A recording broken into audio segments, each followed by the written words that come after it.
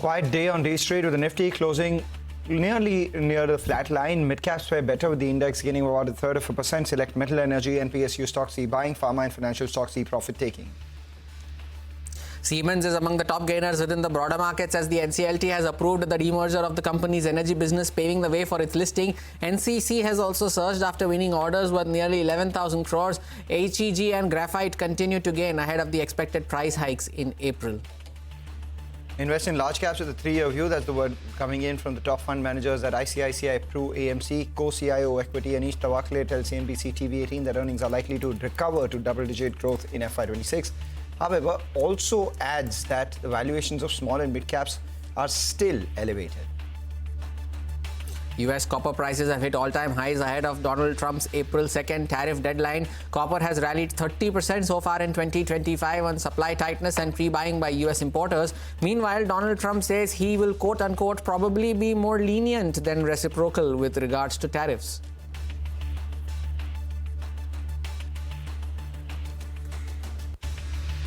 Consolidation continuing on Dalal Street, as was the case yesterday and today too. Some bit of pressure coming in on the screen. You're watching Halftime Report live from the CNBC-TV18 Motilal Oswal studios. I'm Hormas Patakia. With me as always is Manglam Malu. Manglam, good afternoon.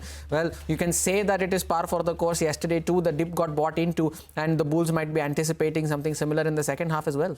Well, you know, no news is good news. After a very heavy meal, what is it that you like? You like a bit of a snooze, right? And that's exactly what's taking place in the market right now. Nearly 1,600 points on the Nifty is what we've seen already from the lows. So maybe just a day ahead of expiry. Not much volatility is expected by the street and some support at lower levels as well. So buying on dips working better than chasing all the rallies. The broader markets at the index level is holding up, though just keep an eye on the advance decline ratio. For the second day running now, it's favoring declines more than advances. So where it goes from here is something that we'll most definitely keep an eye out on as well. But let's focus on individual stocks. One of them is Zaggle Prepaid. The company has gone ahead and completed the acquisition of nearly 38% stake in mobile wear tech for about 22.8 crore rupees. The investment is set to help, as per the company, strengthen their payment offerings. Avinash Godkhindi, who's the co-promoter, MD and CEO of the company, joins in now. Good afternoon, Avinash. Always a pleasure speaking with you. And that really is the first question. How does this strengthen your business capabilities, and what is the kind of incremental revenue that you foresee from this business where you've increased your acquisition or made the acquisition of about 38%? This is a very exciting, investment for us.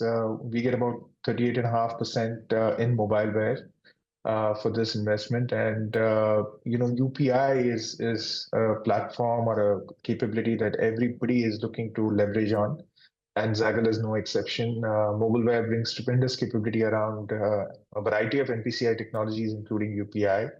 And just to give you a sense, the Brome solution that we've spoken of extensively in a lot of our conversations, which is our petty cash, utility bills, rent payments platform, is powered by Mobileware's UPI technology. So that is the level of usage that we see of this capability that we have brought on board. And also the team is a very strong team. Satyajit and Amitabh are great entrepreneurs, and that always helps when you're working with like-minded entrepreneurs who are building for the future. Avinash, good afternoon. Thank you for joining in. You know, what I wanted to ask you is how much does this Brome currently contribute, as it is highlighted as the key product with strong demand, right? Now, in the next 2 to 3 years, how big a deal do you think this could become? This could be very large, right? I mean, it's part of our Zoyer offering, which is our accounts payable platform. And this is a module which we hit upon through our conversations with our customers.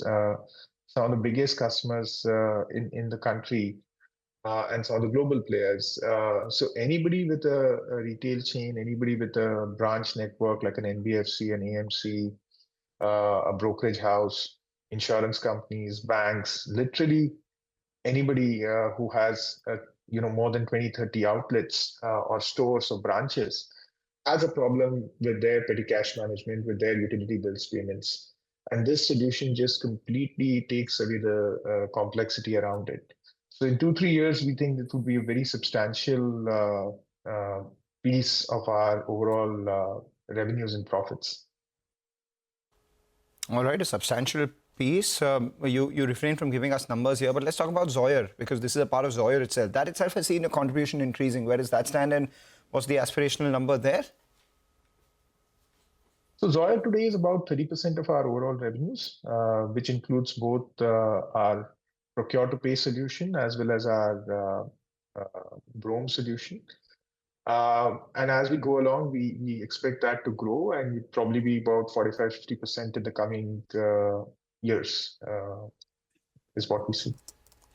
And what does that do to your margins, Avinash? Because you do have a longer term strategy of around 15 to 16% margin targets over the next 4 years. What's the glide path here?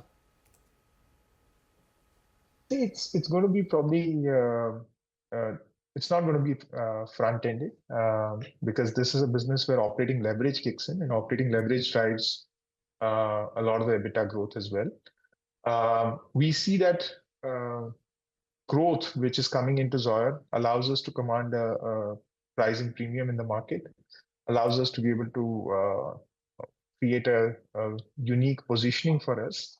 And that should help us, scale this without additional investments. Because once the software and the platform is ready, it's just about taking it to newer customers. And as the product becomes more established, we are already seeing tremendous pull, right? So the need to be able to market it in the market doesn't really exist to that extent because people get to know about it from word of mouth. So at what point do you think, Avinash, that this operating margin is going to kick in? Because by when do you expect to get to that 15 to 16% margin, if you could share some color there?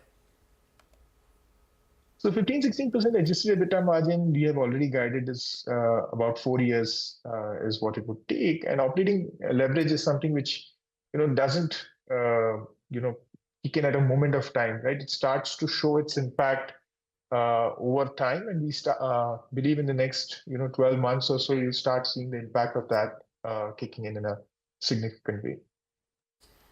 All right, over the next 12 months is when we'll see the impact of operating leverage, margins of 15-16% over the next 4 years. But what about revenue? Because for this year itself, you had increased the top end of your revenue guidance to about 63%. So 58 to 63% was your band, and because you had increased the top end, it appears that you will look to top that as well. So realistically, do you think you can grow more than 63% in this financial year? Is there a possibility? And do you have any early indications of what you're targeting for FY26? There's every possibility that we will exceed the top end. That's how it's looking like right now. I don't want to say too much and spoil my own party, as they say, but it's looking very, very, very strong, and the next year is looking extremely good as well. So that's how I put it. Could you quantify that extremely good for the next year in terms of your growth, Avinash? If you could give us a sense on some of the acquisitions that are in the pipeline as well. You said that you're looking for some of them. You are at advanced stages in a few of them as well. So what's the update there? Those are coming through very well, and we are very focused on making sure that those acquisitions happen in a timely manner. And we are seeing those progress extremely well. And hopefully we should be able to announce something in the next 3 to 6 months, which is fairly substantial. And on the growth guidance, it's a little too early for me to quantify a number for next year, but I can safely say that it's looking very, very good. All right, you will announce a substantial acquisition in the next 3 to 6 months. What about shareholding? I mean, the last time we spoke, the stock, which is corrected about 40% from the highs, seen some recovery from the lows as well. You guys as promoters have purchased about 3 lakh shares as well. Have you punched in some more orders for your own shares? And what about the sellers? None of the institutions are selling, but it may be some of the individuals, the HNIs, they're selling. What's your sense on all of that? Yeah, so actually the amount that the promoter group has acquired is a lot more than the 3 lakh shares. Overall, the promoter group today holds a little over 44%, right? And the intent is over time to, keep adding a little to that. Of course, institutions have been backing us. They see the opportunity, they see the growth, they see the momentum in the business. Individuals, take their own decisions, and of course, institutions as well. But I think overall, we've seen great support from the institutional side. Okay, individuals have been making their own decisions. We've seen some of that as well. But since your stake has increased to 44%, where do you want that number to be from an aspirational standpoint? Do you target 51%? Aspirational, yes. Wouldn't want to bind myself by putting it with a time frame, etc. But aspirational, yes. Both Dr. Raj and I are, very bullish about the company's prospects. We are, we bleed red. This is something that we are truly believing in it till the last breath, as they say. So our conviction is extremely high, and yeah, we'll always be buyers of the Zaggle stock, as they say. All right, Avinash, thank you so much for sparing time and joining us today. Wish you good luck for the road ahead and for FY26 as well. The management there of Zaggle very confident of exceeding the higher end of its 58 to 60% growth guidance, and also looks to announce a substantial acquisition in the next 6 months. The stock, though, at the or near the lowest point of the day, 3.5% lower at 332. Take a short break here, but just before we do that, here's some good news for our viewers, and that is, of course, India's business news leader, which is now just a click away, and that is the CNBC-TV18's all-new app. You can get instant access to breaking news, in-depth articles, and financial world updates right at your fingertips. You can download the app from the Apple Store or the Google Play Store, or scan the QR code that has just come up on your screen. Take a short break. We'll be back on the other side.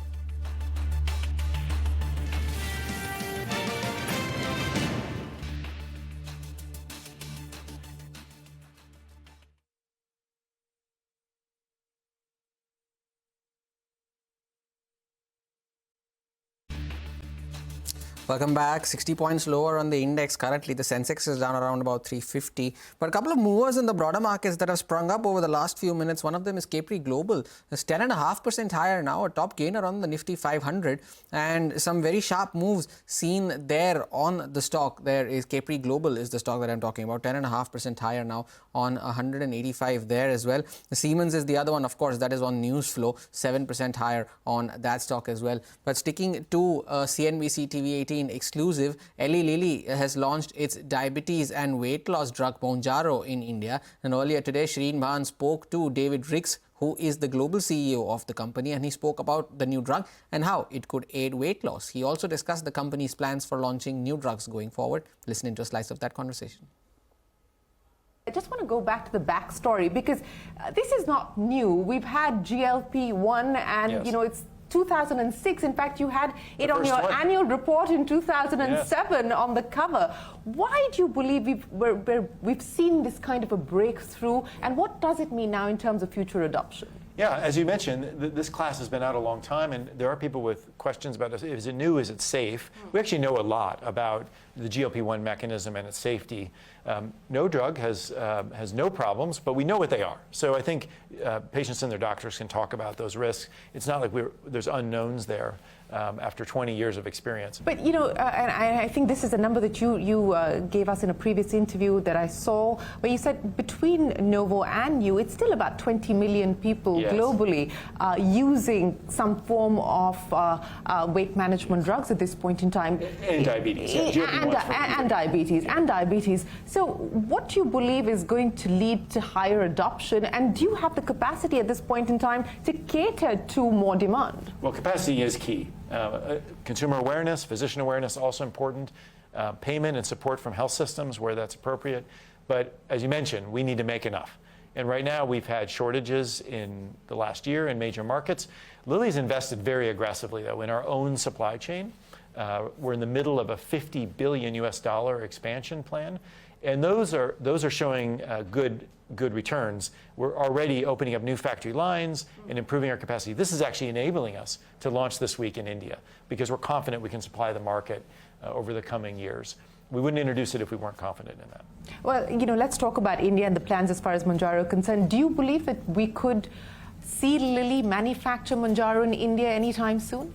It's, of course, possible. We're expanding our global footprint. There's a lot of discussion in the air about localizing or regionalizing supply chains. And as India could become an important market for us, it's a smaller market for us now, but Mounjaro may well change that. Open-minded about possibilities here.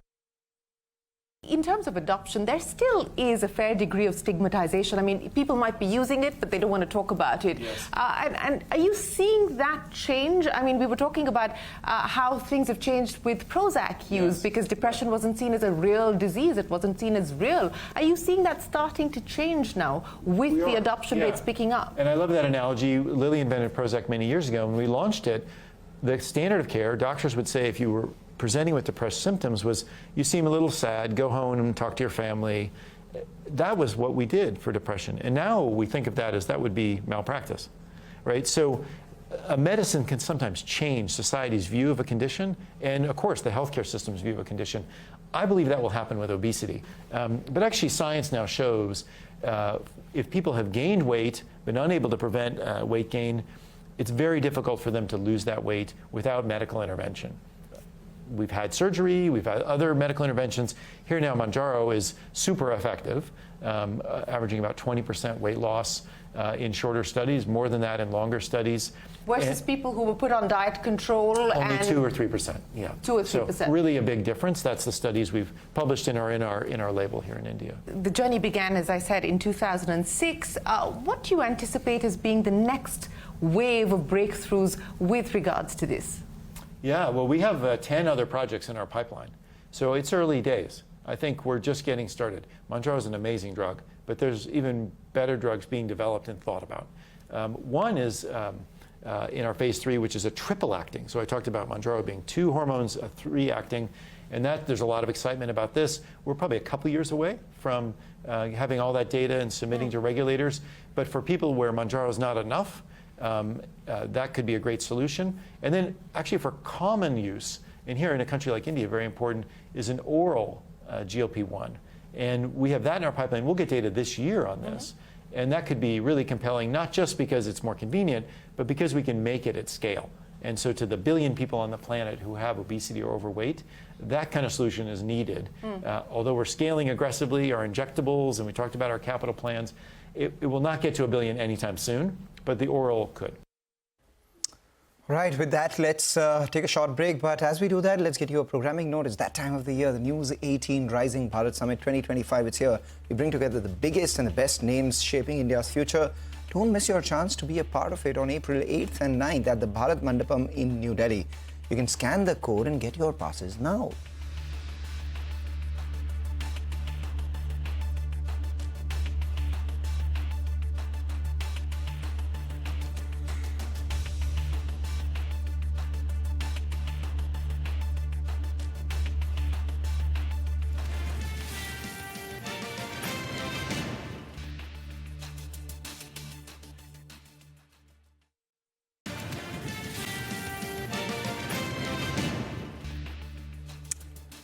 Welcome back. Let's take a look at the way the market's poised at midday when it comes to the FNO setup. It's consolidating. It's, yes, at the lower end of today's trading range, but nothing really to worry. The Nifty is still holding 23,600 by, the skin of its teeth. It's hovering around that 23,600, 23,700 in the middle of the range.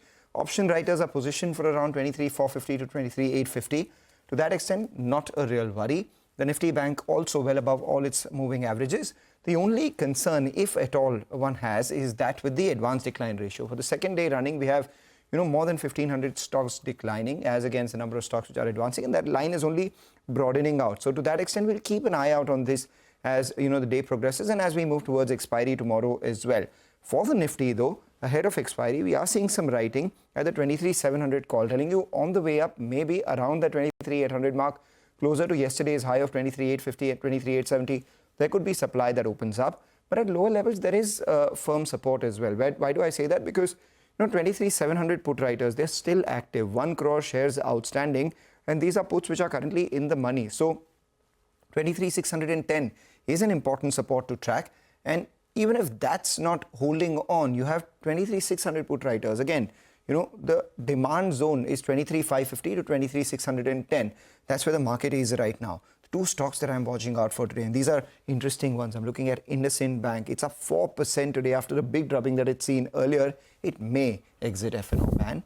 And the second one is Hind Copper. We thought that it may enter F&O ban yesterday, but today as well, the open interest has built up. So chances are that it may enter F&O ban. So Hindustan Copper is something that we'll keep an eye out on. It may not exit F&O ban, but it may enter F&O ban. IndusInd is the one which will exit F&O ban.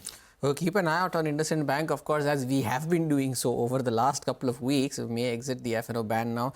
But Pritesh Mehta, the Executive Vice President at Yes Securities, is joining in now. Pritesh, good afternoon. Thank you for joining in. Taking a bit of a pause after this breakneck move that we've seen from the lows of the 4th of March. Do you expect this pause to continue until the 2nd of April, or do you see a bit of a dip? And if so, what do you advise in case a dip comes in? And couple that up with your stock recommendations as well.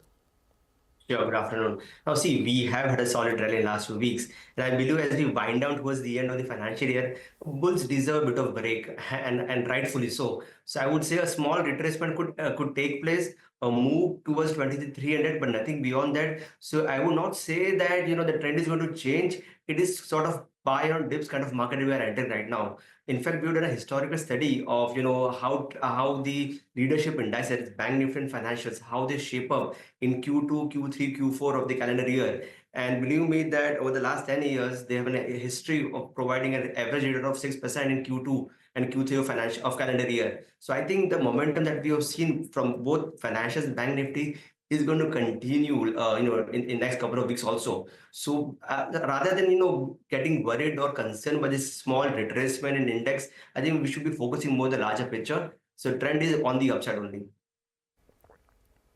And what about specific stocks, Pritesh? So first one is trend. Now, see, the stock during the phase of correction is holding on to the low of the month of June 2024. And then thereafter, it built a small base. Now we can see a double top buy taking place. So buy for a target of 6,000 and the stop loss would be around 4,950. The second recommendation is BEL. Now, see, we have seen a solid ABC breakout coming in on pointer figure chart. Thereafter, we have seen a series of bullish anchor columns. Now, we have witnessed follow through moves coming in. So, a buy for a target of 340 and stop loss would be around 292. All right, Pritesh, thank you so much for sparing time and joining us today with your views on the index and specific stocks as well. Take a short break, more on the markets and specific stocks. On the other side, we put the spotlight on the power sector. Stay tuned.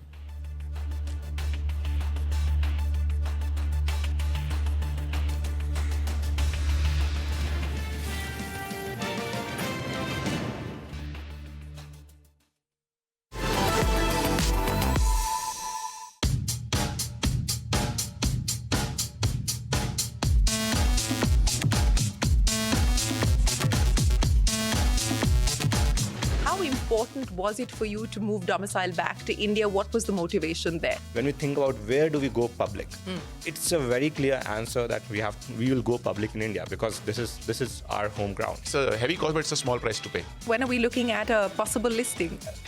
That's minimum 2 years away. You've spent the last 1 year trying to recoup market share on account of the embargo that the Reserve Bank, for instance, had put. When this industry started, when we started 10 years back, we were not regulated. This space was not regulated. In the last 10 years, digital payments have grown massively. So I think it's kind of coming of age.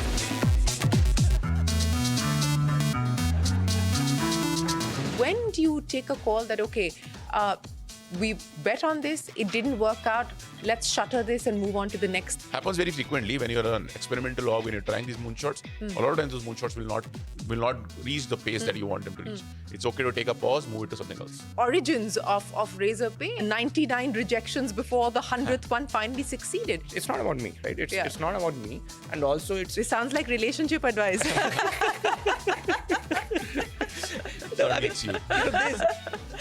It's very important to not take things personally, as simple as that.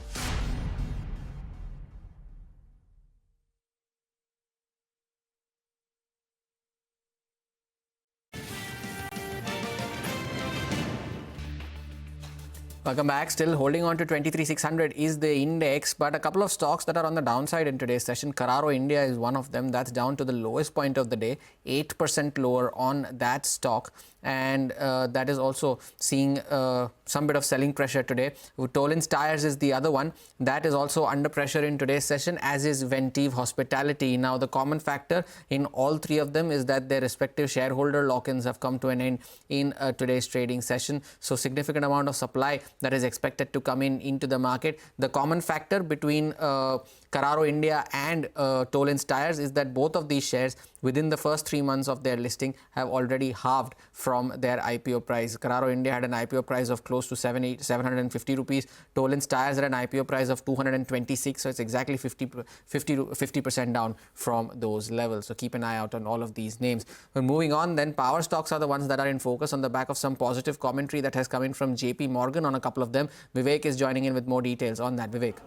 Well, that's right. So the utility space is in focus over the last few trading sessions, last few weeks. We've actually seen increased and renewed interest coming in from a lot of sell-side brokerages on the entire space. This is on the back of the fact that power stocks had corrected significantly in the recent past, and along with that, it is now the impending peak demand season that comes generally in the month of summer. Today, JP Morgan has initiated coverage on 5 power utility stocks. Now, out of the 5 stocks, NTPC and Power Grid, the 2 PSU regulated utilities are the one where they have an overweight rating and they are most positive on. Tata Power and Torrent Power, they have a neutral rating. When it comes to JSW Energy, they have an underweight stance. Now, what is it that they feel as far as the utility space is concerned? They see there is a structural positive in terms of a power demand-supply mismatch. They also say that utilities face a much higher demand-supply mismatch. One particular caveat that JP Morgan indicates for the power space is that they believe that there are certain sectors where it makes sense to go ahead and chase expensive stocks. But according to JP Morgan, the power sector is not one of them. What is their view when it comes to NTPC? They say that the stock currently is trading at 1.6 times FY26 book value, which is also adjusted for the value of NTPC Green Energy. At these valuations, with an ROE of almost 12%, they believe valuations are attractive, which is why they are most overweight when it comes to NTPC. Now, coming to Power Grid, they see it as the preferred play on the structural growth in India's transmission capex. However, the stock is trading at 2.5 times FY27 price to book value, and it has a 6.6% EPS growth estimated over the next 4 years. So again, this is one particular place that they especially like. Now, coming to Tata Power, they believe that there has been significant re-rating in the stock on the account of renewable energy capacity addition. However, valuations at 2.9 times FY26 for average ROEs of close to 12% is something that makes them or keeps them from turning constructive. JSW Energy, they have an underperform rating. They see that aggressive growth plans that the company has, as well as recent acquisitions, is something that could lead to an increase in the debt profile. On the back of that, they find valuations expensive. Lastly, Torrent Power, very similar story. Valuation at 13 times FY27 EBITDA implies limited upside for JSW Energy.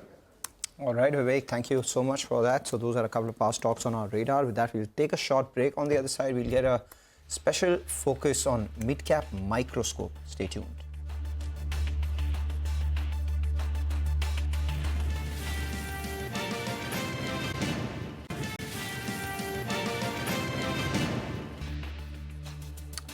Welcome back. You're watching us here on Halftime Report. Let's talk about a special segment, Midcap Microscope, where we focus on a stock that is half from the top, but has valuations become more palatable? Is it a value or value trap? Nigel joins in with that. Nigel.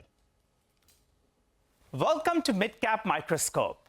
Well, today the stock on our radar is Whirlpool of India, a stock that's been on a roller coaster ride. It's dropped nearly 50% from its peak, but after this steep correction, the big question is, how much of the bad news is in the price? Well, what was the key reason first for the sharp fall we saw in the stock price? The promoter entity, Whirlpool Corporation, announced its plans to reduce its stake in the Indian entity from around 51% to around 20% by the middle to the end of 2025. Now, that's a significant sell down. And this is not their first move. Last year, they offloaded close to around 24% stake for around $470 million. They cited high valuations. But globally, Whirlpool has been exiting various businesses while holding minority stakes in Whirlpool China and its EMEA joint venture. So in that sort of a backdrop, maybe this move isn't entirely surprising. But time will tell, what does it mean for the company's future here in India? Well, beyond the promoter stake overhang, that's another key risk. The royalty and the brand licensing fee, which is currently at around 1.4%. Any modifications here could impact the earnings, and the market is waiting for clarity on this front. But let's talk about the business itself. Whirlpool India's revenue comes in mainly from the refrigerators and the washing machines business.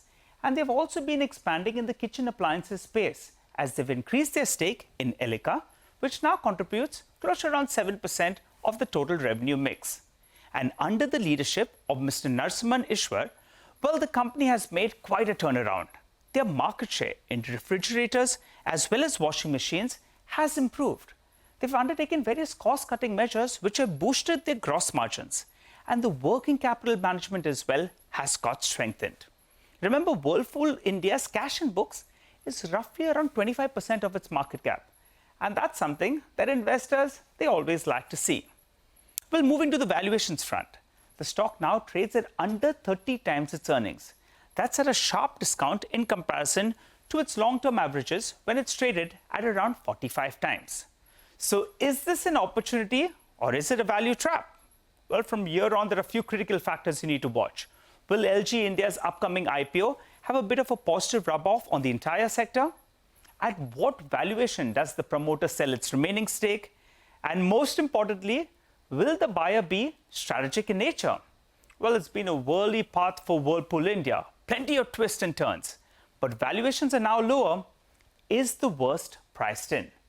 Let's see how this one plays out.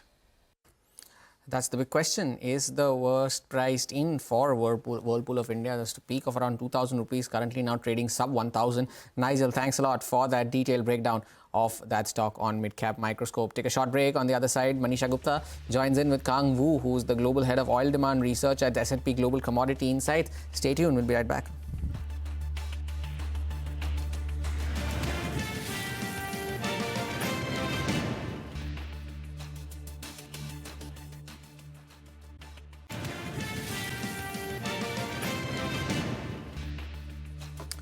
A bunch of stocks doing extremely well this afternoon. We have Varun Beverages, which has spiked, and we have ABB India as well, which has moved to the high point of trade. But amidst all of this, all the commodities are in focus. Manisha Gupta, as always, joins in, and with her is a guest as well. Manisha.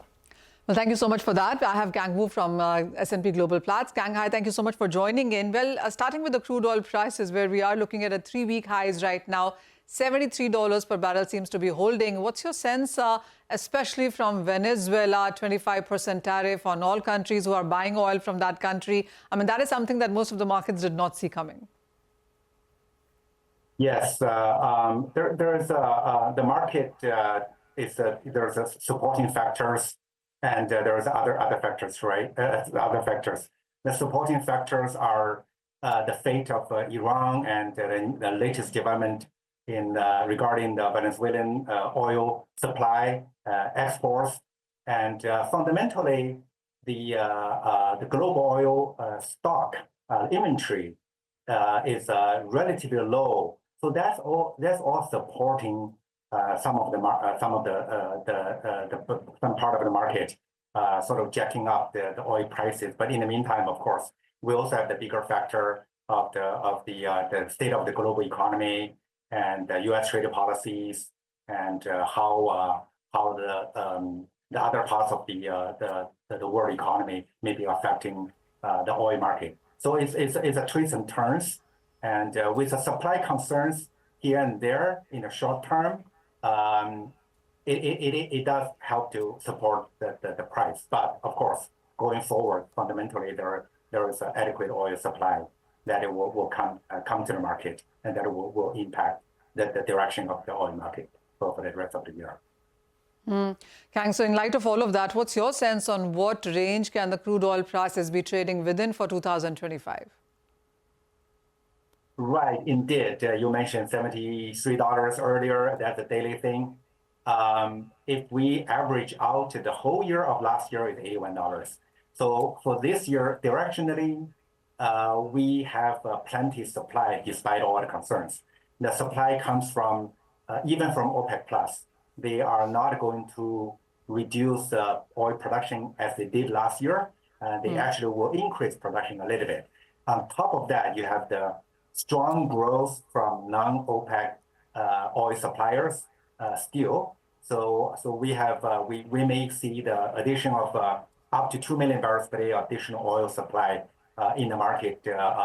In the meantime, oil demand is affected, but not is still there. So it's about 1.2 million barrels per day oil demand growth this year. So you can see the mismatch. So which means the market will become long under the base case scenario. So compared with $81, the average price of last year, we are looking at a little over $70, maybe $72 per barrel for dated Brent for the whole year.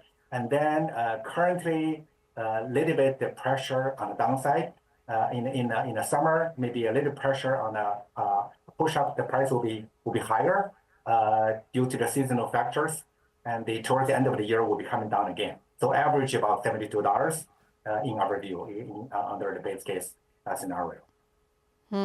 Kang, for some time, Indian demand growth has been on the stronger side. And when you look at the IEA data, the report that they put out, the 2024 as well has seen the best of the demand growth actually come in from India.